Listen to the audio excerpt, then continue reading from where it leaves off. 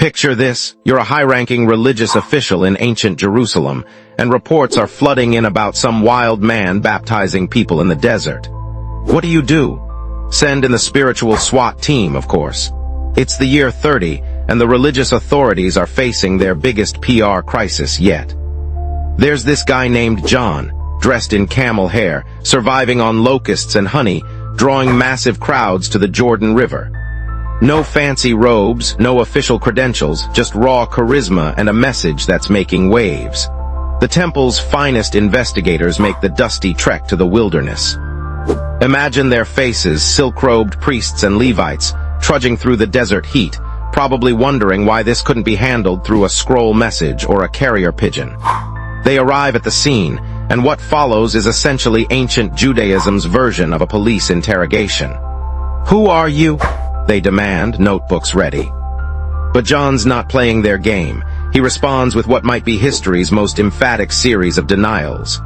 "Are you the Messiah?" "No." "Elijah then?" "Nope."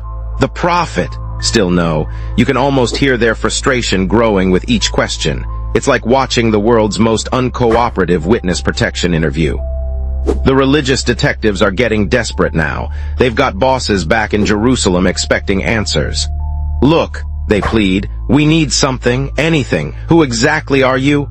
John's response is beautifully poetic and slightly cryptic. "I'm just a voice crying out in the wilderness." But wait, it gets better. The Pharisees jump in with their bureaucratic concerns.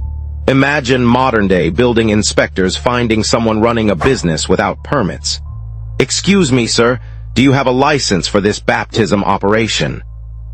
Here's the kicker. While they're busy checking John's credentials and filing their reports, they're completely missing the bigger picture. The very Messiah they're looking for is already among them, and they can't see the forest for the trees. The real irony? These religious experts who have spent their lives studying prophecies about the Messiah are standing right in the middle of those prophecies coming true.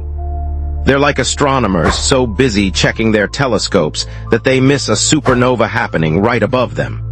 This story isn't just ancient history.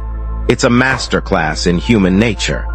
How often do we get so caught up in rules and regulations that we miss the extraordinary happening right in front of us?